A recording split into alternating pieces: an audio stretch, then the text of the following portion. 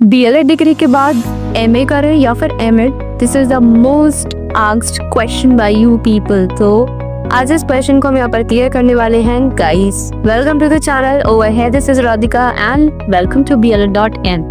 तो गाइस यहाँ पर पहले हम इस चीज़ की इम्पोर्टेंस को समझते हैं कि एमएड क्या है और एमए क्या है। 4 साल का बीएलएड डिग्री करने के बाद जब हमारा बैचलर हो जाता है तो हमको लगता है कि अब हमें हायर एजुकेशन की तरफ बढ़ना है या हमें मास्टर्स करना चाहिए। और अच्छी बात भी है, अगर आपको जॉब अभी नहीं मिल रही है तो आप बिल्कुल भी गैप नहीं लेंगे, आप हाल ही एनरोल करवाइए अपने आप को।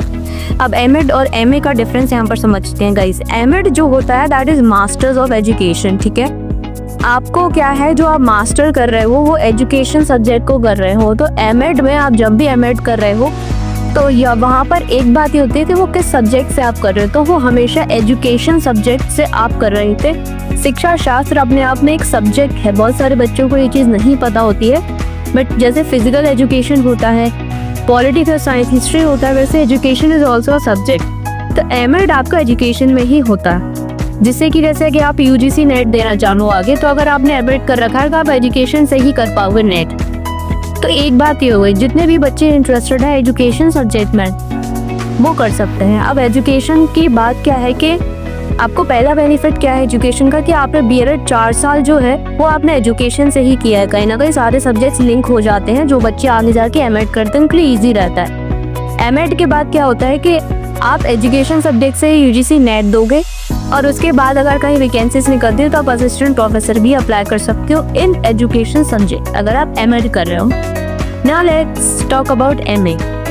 अब एमए क्या है कि आप एजुकेशन सब्जेक्ट से भी कर सकते हो और आप किसी और सब्जेक्ट से भी कर सकते हो। जैसे आपने बीएलएड किया 4 साल का और आपने ऑप्शनल सब्जेक्ट लिया पॉलिटिकल साइंस, तो मान लीजिए आप पॉलिटिकल साइंस में इंटरेस्टेड हो, तो अगर आप एमएड कर लोगे तो फिर पॉलिटिकल साइंस में नहीं जा पाओगे। इसलिए बीएलएड के बाद आपको एमए पॉलिटिकल साइंस करना रहेगा, जिसके बाद आप यूजीसी नेट दोगे पॉलिटिकल साइंस में और अपना फ्यूचर इन हायर एजुकेशन का फ्यूचर आप बनाओगे पॉलिटिकल साइंस। तो ये डिफरेंस है कि आपको एमएड करना है या एमए पर्टिकुलर सब्जेक्ट में करना है। आई होप आपको चीज़ें क्लियर हुई होंगी कि किसको एमएड करना चाहिए और किसको एमए करना चाहिए।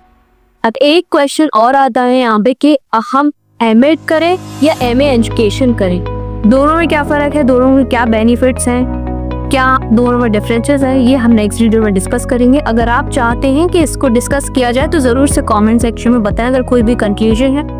बट आई होप आपको एमएड और एमए क्या करना चाहिए ये चीज़ आपको पता यहाँ पर चल गई, ठीक है। तो आप दोनों को कॉम्बिनेशन में भी कर सकते हैं, ठीक है, क्योंकि 2 आप कोर्सेज आप एक साथ कर सकते हो। तो आप एमए अपना प्राइवेट डाल सकते हो और एमएड आपका रेगुलर चलेगा। तो आप 2 डिफरेंट यूनिवर्सिटीज से साथ में कोर्स भी कर सकते हो, जिससे कि आपका टाइम भी बचेगा और आपको दोनों डिग्रीज भी कहीं ना कहीं मिल जाएंगे। तो ये था आपका पूरा वीडियो। आई होप आपको चीज़ें क्लियर हो गई होंगी। कोई भी डाउट है तो कमेंट्स करके बताएं। नेक्स्ट वीडियो में हम नेक्स्ट आइडिया पर डिस्कशन करेंगे। चैनल को सब्सक्राइब कर लीजिएगा नए। मिलेंगे हमारे नेक्स्ट वीडियो में। Take care, all the best and bye.